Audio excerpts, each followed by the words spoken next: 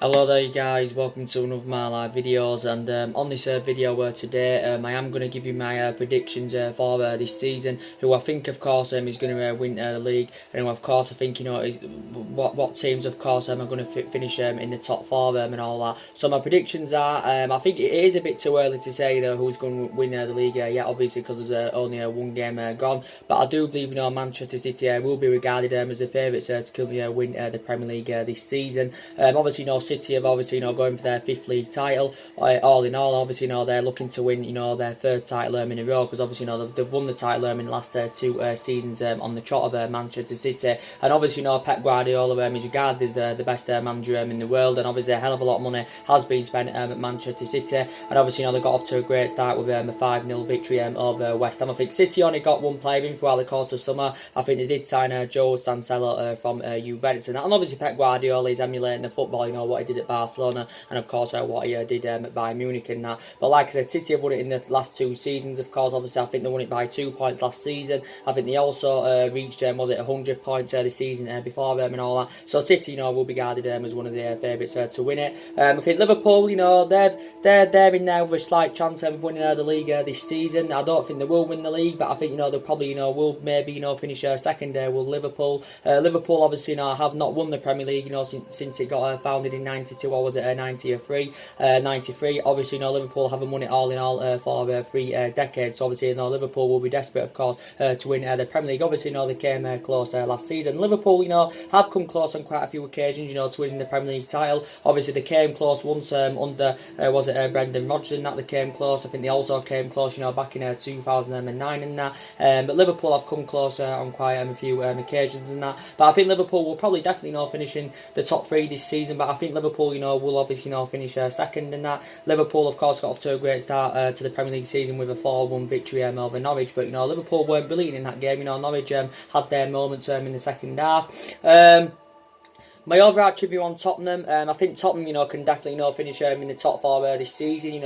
Regarding the amount of investment they did throughout the course of the summer, I think Tottenham should be going for the league this season. So basically, they should be challenging. I don't think they're going to win the league this season. Tottenham, obviously Tottenham have been very, very consistent now for a number of years, and they have come close on a couple of occasions to winning the league with Tottenham. Obviously they did really, really good business on deadline day. Tottenham obviously smashed their transfer record on Tanguy Ndombele, who they paid £65 million for. Obviously I think it was around 65 million. They got Jack Clark in, they obviously got Lo Celso in, they got Ryan Sessegnon and that in. So Tottenham did really, really good investment, especially on deadline day. Obviously Tottenham progressed to their first Champions League final last season and that. And Pochettino is a really, really good manager. He's well Premier League proven. He's good at developing young players and that. And he's been at Tottenham over 5 years as Mauricio Pochettino, but obviously hasn't got that proven pedigree yet, of course, of winning any silverware. But before Tottenham, before this summer, before Tottenham got any players in this summer, Tottenham didn't do any transfer activity in the last couple of windows. And obviously I think Mauricio Pochettino, was it prior to the Champions League final last season, he won the Tottenham board. I think he also won Daniel Levy. He actually threatened to resign as Tottenham manager, of course, if he wasn't back throughout the course of the summer. But this is the best Tottenham team I've seen in this generation for quite some time. And obviously Tottenham had a few injury problems last season. Kane was injured quite a few times. Obviously Dele Alli was injured quite a few times. So obviously with Tottenham, that's obviously Tottenham's 2 main stars, but I do believe Tottenham have got a really, really good team. They have got good players as well. Eriksen, Kane, Heung-min Son. They've got like Christian Eriksen. I think his future still remains uncertain, but obviously Christian Eriksen back in June admitted, of course, that he wanted to leave Tottenham. So I think Tottenham probably will finish in the top 4. I think so this is why I think Tottenham will finish. I think Tottenham probably finish 4th or 3rd. That's my prediction on that. So my first is going to be Manchester City. This is just me predicting. Obviously it's too early to say, but I think first Man City, Liverpool second. I think we'll definitely be in there. I think we probably maybe finish 4th or 3rd, my club, Manchester United and that. With Arsenal, you've got to say they're going to finish in the top 4 as well, but you can only pick so many teams. You can only pick 4 teams to finish in the top 4, can't you? So with Arsenal, I think they should be, at least qualify for the Champions League this season, because they did good investment, throughout the course of the summer. Did Arsenal, after they had a bad start to the summer transfer window, Arsenal, they only don't forget forget, you know, only had a tight budget. You know, they only had around what, £40 million to spend, did Arsenal. But I thought as the window went on, you know, Arsenal, you know, did really good business in that. You know, they got Nicolas Pepe, who I think is going to be a great addition to Arsenal. Obviously, he's primarily a winner. I think Arsenal paid around, was it £72 million? I think it was €80 million. It equates to €80 million, and all that, does £72 million in pounds sterling in that. Obviously, you know, they got Kieran Tierney from Celtic. You know, they also got William Saliba from St Etienne. I think they also got Daniel Ceballos on loan from Real Madrid. So Arsenal, you know, did really good business. So they should be up there, you know, with a shout as well. With Chelsea, I'm predicting they're not going to finish in the top four. I think Chelsea, well, I think they may finish in maybe 5th or 6th Chelsea, but I don't think they're going to get that top four this season. I think there's a lot of problems, you know, going on with Chelsea Football Club at the moment. Obviously, you know, losing yesterday on penalties to Liverpool 5-4. I think the game ended 2-2 in normal time, and of course, you know, losing to us by 4 goals to 0 on the opening day of the Premier League season. So I think if Frank Lampard isn't back to enough, you know, this season, it could be a miserable season for Chelsea. That's not only the problem, you know, they've got a transfer ban. Obviously, you know, Chelsea lost one of their best players, you know, throughout the course of the summer, you know, through Eden Hazard and that. So Chelsea, of course, have got problems. They are in the Champions League this season anyway, because obviously, you know, they won the Europa League last season, did Chelsea. Obviously, you know, Maurizio Sarri only spent a season, you know, with Chelsea last season, so he only had a short tenure with Chelsea, did Maurizio Sarri. And Chelsea did appoint, you know, Frank Lampard, you know, throughout the course of the summer. And, you know, with Frank Lampard, he knows the traditions of Chelsea, you know, he knows the culture of the club and that, because obviously he was a good long-serving player for them. You know, he spent 13 years as a player for Chelsea, and obviously their all-time record leading goal scorer, you know, with 211 goals. I think the vast majority of his goals in the Premier League, you know, came at Chelsea. I think he scored around 147 goals in 177 177 goals he did score in the Premier League, but 147 of them, of course, came at Chelsea. But for me, I don't know if Frank Lampard's got the stature to get Chelsea in that commanding position. I don't know if he's got, you know, the abilities, you know, to succeed as a manager, you know, to the highest level, because he hasn't really got the experience of a manager, Frank Lampard. You know, he only started in management last season. Don't forget, with Derby, I did progress Derby to the playoff final, but he hasn't really got the experience as a manager, really. And Chelsea actually known for a sacking club, because they have sacked a lot of managers in a, you know, short period of time, as it has been proven. You know, Sarri left last season, and they've also sacked other managers in the past. Don't forget they sacked Antonio Conte. I think he won the Premier League in his first season with Chelsea. I think they also had the likes of Avram Grant at one point. They had Scarari. I think they had Villas Boas. Also they had Jose Mourinho, who they got rid of. So Chelsea have had a lot of managers in a short period of time and that. But I don't think Chelsea will be challenging for the league this season. I don't even think, you know, they will finish in the top four. So that's my prediction on that. So I think City to win the league this season. I think Liverpool to finish second. I think we're actually going to finish third this season, my club Manchester United, because as I did give me overarching review, I did say a successful season for Manchester United is a top four finish and maybe win some silverware in that, because I did say, you know, we have got big ambitions for the future, and obviously Ole Gunnar Solskjaer, you know, wants to get us back, you know, to winning trophies in that, and this is something he wants to bring back to the football club. He wants to bring that winning mentality back, you know, he wants to bring the right philosophy back to the football club, and Ole Gunnar Solskjaer anywhere is following Alex Ferguson's philosophy. But I think this season we're going to definitely finish in the top five. I think we'll probably finish fourth or maybe even third, but I think I'm going to go for third, and I think Tottenham, of course, are going to finish fourth. So I'd say Arsenal are going to finish out of the top four, but, you know, regarding what Arsenal have done, you know, they should be at least you know, finishing in the top four this season. But I do believe, you know, we're going to have a much better season this season anyway, because I know it was a huge disappointment last season. Obviously, you know, we finished sixth. Obviously, you know, we didn't win anything last season, and obviously, you know, we failed there to qualify for the Champions League, and we've actually failed to qualify for the Champions League, I think, like, what,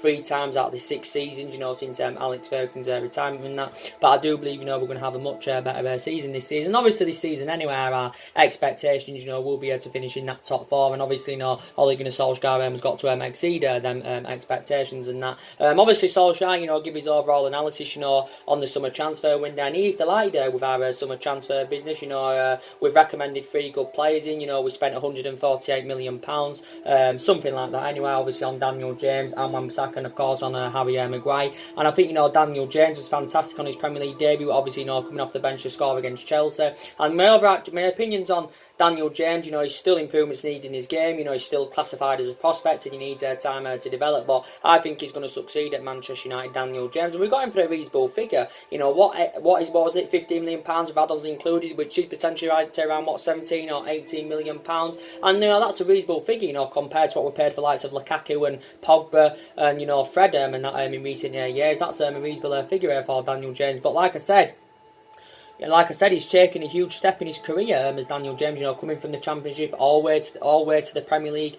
and coming to, obviously, you know, one of the biggest clubs in the world. But I think Daniel James was good throughout pre-season. I think he was also very, very good against Chelsea, you know, when he came on. And he's going to succeed at Manchester United, is Daniel James. And Wan-Bissaka, I think he's regarded as one of the best right-backs in the world. Or should I say in the Premier League at least, if not in the world and that. But Wan-Bissaka, I do believe, you know, can be our fullback for the next decade and that. And Wan-Bissaka, his defensive abilities very, very good. He intercepts the ball, he intercepts, you know, really, really well, and I think he's a really, really good player, Wan-Bissaka. And he's only 21 years of age. You know, he only made his senior debut, you know, back in February 2018. Did Wan-Bissaka. You know, we paid £45 million for him. I think there was £5 million in add-ons, which did potentially, you know, rise it to around £50 million. But he's going to succeed at Manchester United. And obviously, Wan-Bissaka is our first choice right back now. Anyway, he's going to be our first choice right back throughout the course of this season. Obviously, we've got quite a few fullbacks. Obviously, you've got Young, who's probably used there as the backup. We've obviously got Diego Dalot. You know, Dalot will get his chances this season because Dalot's versatility is good. He can play on each flank. He can play on each flank at that full-back position. He can also play as a right winger, can Diego Dalot. So I still believe he's a long-term solution for Manchester United. Obviously, you know, we've got the likes of Luke Shaw, of course. You know, he's obviously our first choice left-back. You know, we've got Darmian. You know, so we have got quite a few full-backs in the team. And my overarching view on Harry Maguire is I'm very, very glad he's come to Manchester United. I think he did really, really well on his debut against Chelsea. You know, Harry Maguire has got all the attributes to succeed at Manchester United. You know, he's highly experienced. He's well Premier League proven. And, you know, what he did in his 2 years with Leicester, I think he's going to definitely, you know, replicate this at Manchester United without a shadow of a doubt. You know, like I said, he's highly experienced, he's good in the air, his distribution's fantastic as well. I think quite a lot of Manchester United fans thought he was the man of the match against Chelsea, you know, Harry Maguire. But Harry Maguire is a good upgrade, you know, to the likes of Smalling and Phil Jones and that. And obviously now we've got 7 central defenders, so I think, you know, we maybe need to orchestrate on telling them at least one central defender now, because we have got a lot of central defenders. And obviously Ole Gunnar Solskjaer's first choice centre back, his first choice preference is obviously not going to be Harry Maguire and Victor Lindelof, of course. So they're going to be his first choice centre backs this season. That maybe in the cup games, you know, Ole Gunnar Solskjaer, you know, may rotate a little bit, but Harry Maguire and Victor Lindelof, of course, is going to be his first choice. But obviously, Harry Maguire is the best option than what we've currently got in our backline at this present time. Obviously, you know, with Victor Lindelof, I think there's question marks around him. You know, can he keep the consistency up? And I'm very, very confident, you know, Victor Lindelof can keep the consistency up because he's done well throughout pre-season. You know, he also did well against Chelsea. He did well in his second season with Manchester United, and he has now, of course, been at the club over 2 years and that. So I think Victor Lindelof and Harry Maguire, you know, are going to keep complementing each other, you know, really, really well. And they do make a good centre-back partnership, and I do believe both players, you know, can emulate into like a Vidic and Ferdinand, because, you know, they were a fantastic centre-back partnership, you know, under Alex Ferguson and that. But I'm glad we got the experienced centre-half in. You know, I'm also glad, you know, that we got that right back in. But obviously, you know, regardless of what happens this season anyway, regardless of what happens, I think the board have granted, you know, basically that Ole Gunnar Solskjaer, you know, will not be sacked this season as Manchester United manager, because I think the board have come to terms knowing that, you know, they didn't back him enough, you know, throughout the course of the summer. You know, they didn't get him all the players, you know, that he did obviously, you know, want to recommend him to the football club. And I think whilst the transfer window was open, you know, Solskjaer held their negotiations with Ed Woodward about the lack of business in the summer transfer window. But I was infuriated, you know, with our failure to get a midfielder in, because I think that midfield area is one of the pivotal areas, you know, where Manchester United do need to strengthen up. And I've got strong reservations about that midfield. And hopefully now we can keep Paul Pogba at the football club, because he's a very, very imperative player in that. And obviously when Paul Pogba's at his best, you know, he's one of the best midfields in the world. You know, he's like 2 players in one. And we have seen him at his best at Manchester United, Paul Pogba. But as I said to you, his future, you know, still remains uncertain at Manchester United. But it was initially in Ole Gunnar Solskjaer's plans, you know, to build the side around Paul Pogba. But I always keep saying it was always going to be hard for us to address all the problematic areas in one summer transfer window. It was always going to be difficult to do that. And I said certain players, you know, would at a certain calibre and level, you know, would have had reservations about coming to Manchester United, you know, because obviously, you know, we're not in a Champions League football for this season. But I do believe, you know, the players we was in for throughout the course of the summer, we will probably revive our interest in them in January or perhaps next summer and that. But initially, you know, the board did assure that they was going to be back backing Ole Gunnar Solskjaer throughout the course of the summer, but they've accepted that they haven't backed him enough, and I think the board have assured that they will back Ole Gunnar Solskjaer in the next couple of windows, so they'll probably back him in January. They'll also back him next summer. But the vast majority of Manchester United fans, have been criticising the board. They've also been criticising Ed Woodward, and also quite a few of the Man United fans, including me, have been demanding Ed Woodward out. They've also been demanding the Glazers out and that. Actually, I was reading reports last week, and it was mentioned that are we still in search for a technical director, director of football? Because was it earlier on in the summer? I think it was, we was in search for a director of football, because I did say we needed a structural change at the club and all that, and obviously there was quite a few names mentioned, who could have taken that director's role, but it did get confirmed earlier on this summer that, we was not going to appoint a sporting director in, and obviously it did say it was going to be Ed Woodward that was going to be overseeing our transfer business this summer. But I initially said it was very, very essential that, we appointed a technical director in and that, but we was in search for a sporting director, but I did say it would have been ideal to recommend someone who knows the who knows the club inside out. Obviously, someone who's got the experience of being a sporting director and that. But at the time when we was in search for a sporting director, there was quite a few names thrown into the hat that could have come in.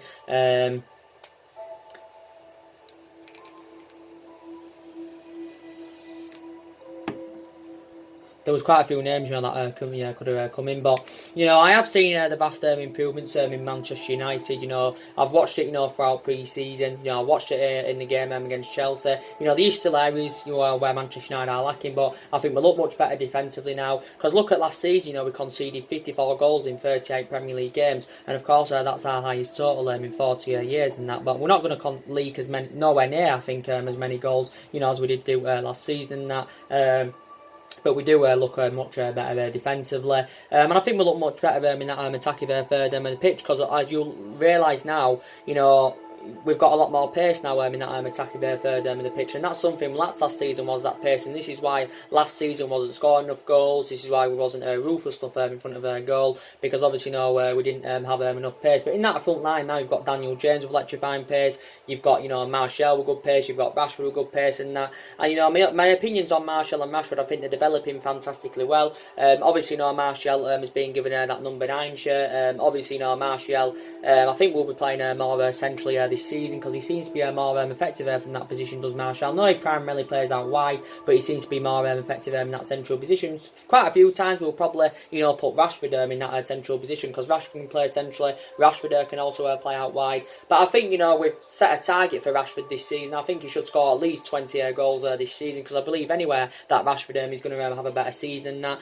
I think Martial should maybe come up with at least between 15 to 20 goals this season, but there was inconsistent in the last couple of months of last season. But I even said at that point, they're still very imperative players. They are the long-term solutions for Manchester United, Martial and Rashford. And I like Martial a lot, because his finishing, I think his finishing's improved. His speed's really, really good. I mean, Rashford, I think Rashford's really, really good at receiving the ball. He can get them runs in behind and that. And I also think Rashford's finishing has really, really improved. And Rashford's 23. Rashford's 21. Martial, of course, is 23. So they're still both very, very young and that. I don't forget Rashford's been a Manchester United player since the age of 7. Obviously, progressing them up the ranks fantastically when he's been in the senior squad with us, since 2016 as Rashford and that. And obviously, Martial, he's been at the club over 4 years now. I think this is his 5th season now as a Manchester United player, if I'm right. I think it's his 5th season, or is it his 4th season as Manchester United player. Obviously, Martial in his 4 years, so he has been here. I think he's done mainly well. There's been times where he's been off the boil a little bit, Martial, but I think he did really, really well in his debut season, back under Louis van Gaal era, because that's obviously one of the players Louis van Gaal recommended in, of course, Anthony Martial. Obviously, I think on his debut season, Martial scored around 17 goals. Don't forget, he scored on his Premier League debut against Liverpool, of course, that time won by 3 goals to 1. We paid around, was it £36 million for Martial? I think it potentially rises up to around 57 or 58 million, based on the goals and achievements and that. And obviously he signed a 5-year deal, Martial, back in January. So obviously he is under contract. He is under contract with us until 2024, is it? If he signed a 5-year deal, yes, it's 2024. But they are two very imperative players, and obviously, and they've got good pace. You've got Mason Greenwood. Obviously, he's the upcoming future. Obviously, he's going to get more chances this season, like Ole Gunnar Solskjaer did confirm, throughout the course of the summer. Thought Mason Greenwood did well throughout pre-season. Also thought he did well when he came on in the game against Chelsea and that. But he did really, really well for the reserves there last season, did Mason Greenwood. I think he scored about 30 goals in 29 games, was it? But yeah, very, very imperative player is Greenwood, and he's only 17 years of age. But obviously, he plays more often this season, and obviously, in that aspect, he's going to gain more experience in that. And same with Chong. Chong obviously, they didn't play against Chelsea, but I think Chong, will definitely, get his opportunities this season. So we do look much better now in that attack of further in the pitch. We're looking more clinical. Obviously, it's good that we're scoring goals. We're also creating chances, and this is something we didn't really do last season. We did create chances last season, but we just wasn't, good enough in the attacking further pitch. But I think we look more fluent now in that attacking line, which is very, very good. But I think, throughout pre-season, the young players anyway, were a fruition, and I think the young upcoming players are going to be a fruition this season. Like I said, I think Greenwood, Chon, Angel Gomez, they're going to be a big part of the squad this season, which is very, very good to see. My opinions on that midfield, I've got concerns about that midfield, like I've been saying to you on my recent videos, and I said it earlier on in this video. You've got the likes of Matic. He's too inconsistent, too slow, and he's not getting any younger in Nemanja Matic. He's aging up, and we have seen glimpses of how good he can be. I do hear people saying that he's still an imperative player to some Man United fans, because even though despite the fact that he's slow and that, and he's largely inconsistent, they still think it's imperative, because obviously Matic was one of our first choice midfielders last season. I think he sustained an injury as well last season. Plus, they take into account because of his experience. He is highly experienced. His Matic, obviously, when he was at Chelsea, he did, I think, win a couple of titles in that. But I just think he's too inconsistent. And at the time we got Matic from Chelsea, it was our third choice signing, because he wasn't even our first choice at the time. We actually got Nemanja Matic. I think we did pay around, was it £40 million for him. But every time he plays in that midfield, our midfield, of course, looks totally imbalanced. So I think he's our worst midfield. And we've got the likes of McTominay, Pereira, and Fred and that, but my opinions on them is, they did really, really well throughout pre-season, and I think McTominay is going to do better this season. McTominay's still got a lot of development in him. I think his defensive contribution can be good. I think he plays between the lines really, really well, and I've got the same thoughts about Pereira and Fred, but I still don't know if they are the long-term solutions for Manchester United. I don't know if they've got all the,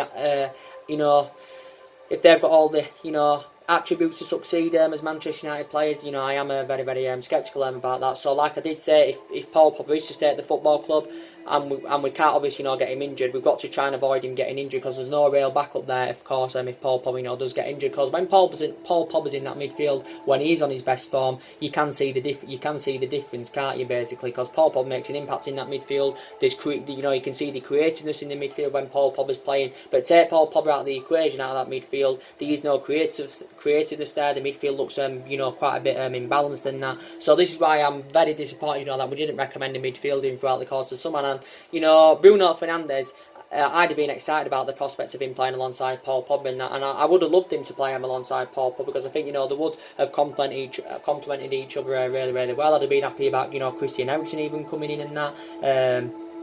Even Dybala, there's a lot of midfielders on our agenda, throughout the course of the summer. But we will look, to revive our interest in the players we was in for throughout the course of the summer, back in the January transfer window and that. But like I said, I don't like the way the football club's been run anywhere in the last 6 or 7 years and that. Because obviously the board haven't been backing our managers enough. Obviously, I hope it can work out under Ole Gunnar Solskjaer, because obviously Ole Gunnar Solskjaer is our 4th manager, since Alex Ferguson's retirement. Obviously 3 managers already been sacked in the club, and like I did say to you, we haven't got the structure to keep sacking managers and that.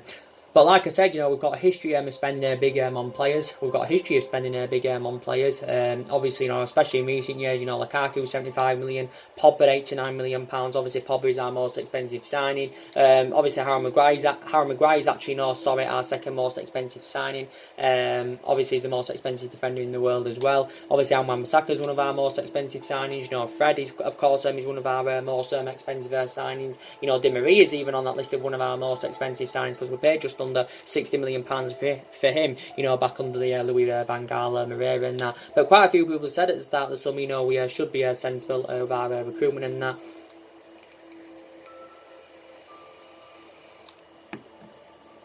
we should be sensible with our recruitment. But like I've already said to you, a hell of a lot of money has been spent into the football club. You know, £968 million has been spent at Manchester United. You know, since Alex Ferguson's retirement. So £968 million is just under £1 billion. Of course, players have come in. Of course, players have gone and that. But you know, I've been infuriated as well. You know, with the lack of silverware in the last 6 years and that. You know, because we have been a top 6 club for the last 6 years. You know, let's be honest. You know, we didn't win out under the David Moyes era. You know, I think we won the FA Cup under Louis van Gaal era. That was back in 2016, and won the Europa League and League Cup under Jose Mourinho era. Obviously, you know that came in Jose Mourinho's first season. That, but you know, Mourinho spent just under £400 million, you know, on 11 players when he was at Man United. You got Van Gaal that spent a substantial amount. He spent over £200 million on players. You know, some of them players are still here now from the Van Gaal era. You know, there's still 11 players even the Jose Mourinho era. So Solskjaer, don't forget, is inheriting all of them. You know, there's still obviously, you know, Matt from the David Moyes era. I think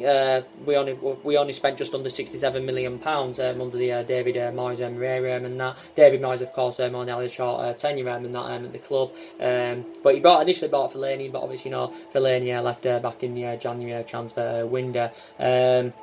And there's still obviously, you know, players here from the Alex Ferguson era. Don't forget that obviously, you know, Ole Gunnar Solskjaer is inheriting, of course, you know, and there's still long-serving players here now. Obviously, there's players that have left that were long-serving players at the football club. You know, Smalling's been here 9 years, Jones has been here 8 years. You know, they're no longer good enough now anywhere to represent Manchester United. You know, you've got Ashley Young, you know, he's been here 8 years now. I can't understand why he didn't leave. Obviously, the club gave him a new 1 year extension last season.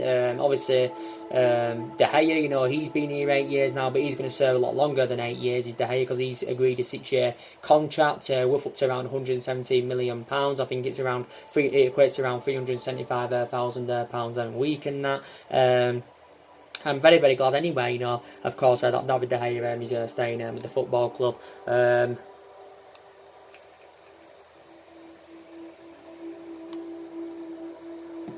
But don't forget, yeah, Solskjaer, of course, is still inheriting all of them. But Solskjaer did say, at least, what did he say now? I think at the start of the summer, at least he had some kind of transfer strategy. And he said at the start of the summer that he worked out his transfer strategy, you know, that he wanted to recommend a number of young players to come to the football club, you know, that can grow, develop, and emulate in superstars and that. And he obviously wanted to recruit British talents to the football club, which he has done because he's bought 3 British players to Manchester United as Ole Gunnar Solskjaer and that. But like I said, under Mourinho, you know, he had he's got a proven pedigree, and Mourinho's won trophies and that, you know, everywhere he's been, and I'll credit him in that aspect. But you know, he spent 2 or 2.5 years at Man United, but it didn't work out under Mourinho because, like I said, he never really had some kind of transfer strategy like Solskjaer obviously had throughout the course of this summer. You know, there was never really any winning philosophy. You know, also.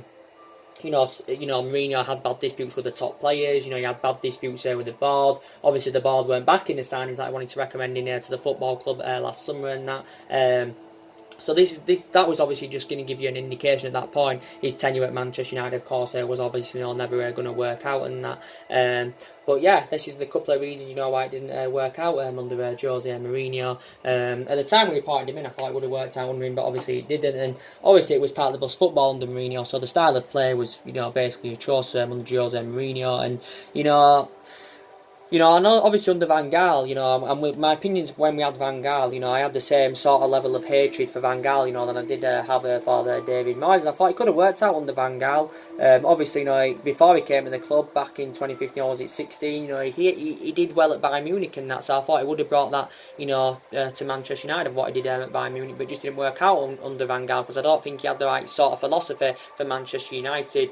And my opinions on David Moyes, you know, I don't even think initially the club wanted to appoint David Moyes in at the time. I think it was just Alex Ferguson basically, that recommended David Moyes in, because obviously, you know, they were both Scottish and all that. And I had the feeling that time, you know, it was never going to work out under Moyes. I know he did good at Everton, you know, before he came to United and that, but he never, you know, had that proven pedigree of winning many silver and all that, you know, never really dealt with top players, never managed to the highest level and that. So this is the reasons why I didn't think it was going to work out under Moyes and that. But like I said, I think it's going to work out under Ole Gunnar Solskjaer and that, you know, and we've had a great start to this season. Obviously, it was disappointing in the last couple of months of last season, but I think we're going to see see a huge turnaround this season. And like I said, no one's going to ever follow Alex Ferguson's legacy. We're never going to be the team that was under Alex Ferguson. We're never going to achieve what we achieved under Alex Ferguson. Obviously, that's something we've got to accept. But I think we're going to be back to being a competitive elite level football club. So my opinions is top 4, top 3 this season, and then after that, I think next season we should be winning the league, because obviously we haven't won the league since 2013.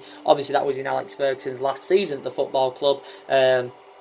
We won it back in 2013 and all that. Obviously, we've won 13 Premier Leagues, 20 all in all, so we are the most successful team in England historically in that. And like I said, we haven't only spent big on players, we've also got players on big contracts, but we can afford to give players big substantial wages. We can also afford, to spend big on players, because we're a massive club, but of course we've got massive revenues in that.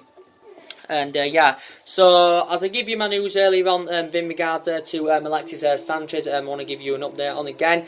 Obviously, we do know that Solskjaer wants to get rid of, he wants to basically axe Alexis Sanchez out of the football club, because Alexis Sanchez has been largely inconsistent since he arrived back in January 2018. We do know that he has been a huge disappointment as Alexis Sanchez, and now obviously you've got Martial, Rashford, Daniel James, Greenwood, Chong and that, in that attacking line. Sanchez is going to find game time, very, very difficult. And I think Solskjaer's confirmed Sanchez is not part of his plans for this season.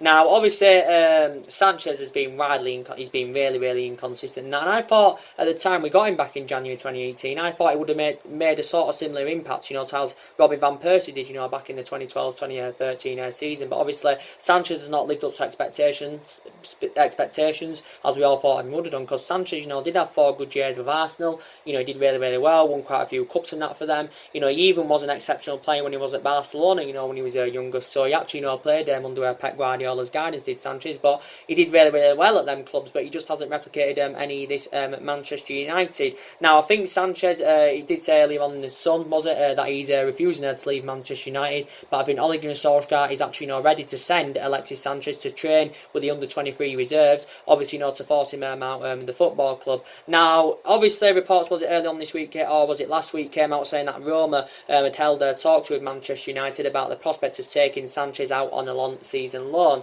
And now, reportedly, I think we would agree to, pay the majority of his substantial wages, to get him out on loan. But, for the majority of the summer anyway, we've been trying to get rid of Alexis Sanchez and that, but we found it very, very difficult due to his substantial wages, because Sanchez is obviously he's on 400 grand a week, potentially rising up to 500 grand a week with the image rights and the bonuses, and obviously he's the highest player at the club, and he's the highest player in the Premier League, but we found it very, very difficult to offload him. And obviously Sanchez anyway, he's one of the problematic players in that.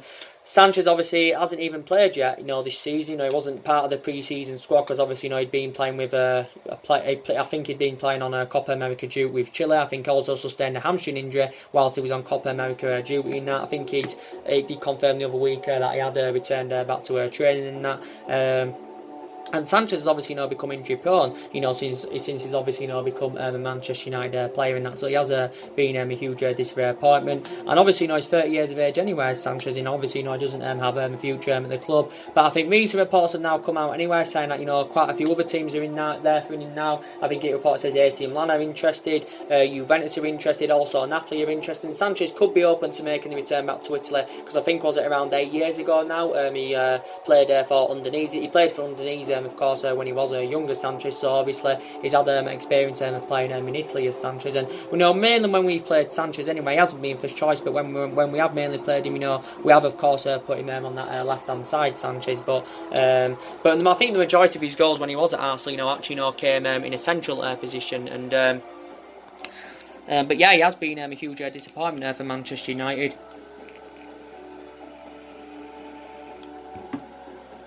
He has been a huge disappointment, but so that's basically nothing much more to update about Sanchez and that. But we've obviously got until the 2nd of September, to negotiate the sale of players. Don't forget. I think us getting rid of Sanchez, it will obviously free up our wage bill and that, and it will help us, basically, getting rid of him in that. But he doesn't have a future at the club anywhere. But there's quite a few teams now that are reportedly in for him.